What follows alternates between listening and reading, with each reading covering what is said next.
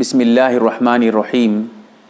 اگر کسی کی کوئی رکعت چھوٹ گئی ہو، جیسے ہم مسجد میں پہنچتے ہیں، دیکھتے ہیں کہ امام صاحب جو ہے ایک رکعت پڑھ چکے ہیں، دو رکعت پڑھ چکے ہیں، تو اب کیا کریں گے؟ ہم کس طرح کیا کرنا ہے ہم کو پھر آگے چل کے جب ہم اپنی نماز مکمل کریں گے؟ میں انشاءاللہ اس کو مکمل تفصیل کے ساتھ آپ کے سامنے ایک ایک جز آپ کے سامنے رکھوں گا۔ یہ مسئلہ اس طرح آپ کا حل ہو جائے گا کہ آپ کو اب اس مسئلے میں کسی طرح کی کوئی پریشانی نہیں ہوگی۔ مسئلہ ذرا مکمل بتاؤں گا، اس لیے وقت لگے گا، ذرا غور و فکر سے سمجھنے کی کوشش کریں۔ سب سے پہلی بات، مغرب کی نماز میں اگر آپ کی کوئی رکعت چھوٹ جائے تو اس کا مسئلہ ذرا سے الگ ہے، اس کو ابھی آگے بتاؤں گا آپ کو۔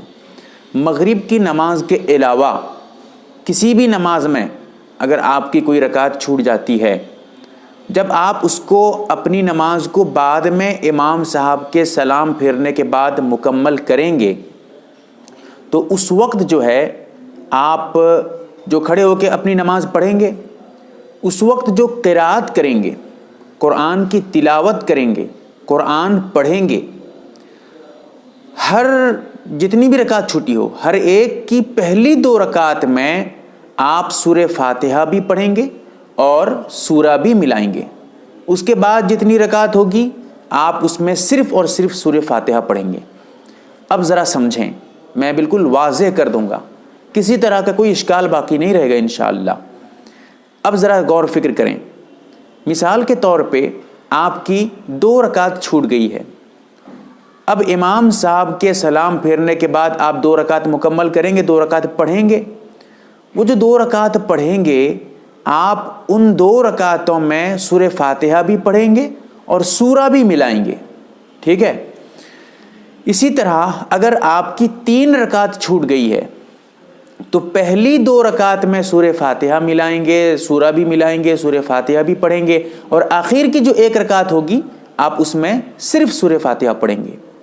اگر آپ کی چار رکعت چھوٹ گئی ہے تو آپ اس میں پہلی دو رکعت میں، جو پہلی دو رکعت امام صاحب کی، کیونکہ چار رکعت مکمل چھوٹ گئی ہے آپ کی، اب پہلی دو رکعت میں جو ہے آپ سورہ فاتحہ بھی پڑھیں گے اور سورہ بھی ملائیں گے، پھر آخر کی جو دو رکعت ہوگی اس میں آپ صرف اور صرف سورہ فاتحہ پڑھیں گے۔ ایک رکعت اگر چھوٹی ہو تو اس میں آپ سورہ فاتحہ بھی ملائیں گے، پڑھیں گے اور سورہ بھی ملائیں گے۔ یہ تو قرات کے بارے میں۔ یہاں پر ایک مسئلہ آپ کو بتا دوں کہ جب آپ اپنی نماز مکمل کرنے کے لیے کھڑے ہوں گے امام صاحب کے سلام پھیرنے کے بعد، چاہے آپ کی ایک رکعت چھوٹی ہو یا دو رکعت چھوٹی ہو یا چار رکعت مکمل چھوٹ گئی ہو، جتنی بھی رکعت چھوٹی ہو، جب آپ مکمل کرنے کے لیے کھڑے ہوں گے اس وقت آپ سب سے پہلے ثنا پڑھیں گے، پھر اس کے بعد جو ہے ثنا پڑھنے کے بعد آپ اپنی نماز جس طرح پڑھتے ہیں اس طرح پڑھنا شروع کر دیں گے۔ یہاں پر یہ تو قرات کے بارے میں تھا۔ اب جو قاعدہ کے بارے میں، بیٹھنے کے بارے میں، تشہد یعنی اتحیات وغیرہ پڑھنے کے بارے میں، کس رکعت میں بیٹھیں گے، کس میں کھڑے ہو جائیں گے، اس کو ذرا سمجھیں۔ اور یہ جو ابھی جو میں نے مسئلہ بتایا ہے قرات کے بارے میں، یہ ہر نماز کے، چاہے فجر کی نماز ہو، ظہر کی نماز، مغرب، عشاء، سب نماز کو یہ شامل ہے، جتنے بھی فرائض نمازیں میں امام کے پیچھے آپ پڑھتے ہیں۔ اب فرض نماز جو آپ بعد میں جو بیٹھ کے آپ جو پڑھیں گے اس میں جو بیٹھنے کی بات ہے، یہ تو قرات کے مسئلے میں سب برابر ہیں، لیکن بیٹھنے کے مسئلے میں مغرب کی نماز میں ذرا سے تفصیل ہے، اس کو میں بتاؤں گا آگے۔ ابھی مغرب کے علاوہ جو ہیں ان کے بارے میں بتا رہا ہوں۔ اگر آپ کی ایک رکعت چھوٹ گئی ہے تو آپ اس میں ایک ہی رکعت پڑھ کر بیٹھ کر اتحیات پڑھ کے جو ہے سلام پھیر کے آپ جو ہے مکمل کر لیں گے اپنی نماز کو۔ اگر دو رکعت چھوٹی ہے مغرب کے علاوہ دوسری نمازوں میں، آپ کی دو رکعت اگر چھوٹ گئی ہے تو آپ پہلی رکعت میں سیدھے کھڑے ہو جائیں گے، سجدہ کرنے کے بعد اپنی نماز جب مکمل کریں گے اس وقت سجدہ کرنے کے بعد سیدھے کھڑے ہو جائیں گے، پھر اس کے بعد دوسری رکعت میں بیٹھ کر اتحیات اور درود شریف وغیرہ دعا وغیرہ پڑھ کر سلام پھیر دیں گے۔ یہ تو دو رکعت اگر چھوٹی ہو۔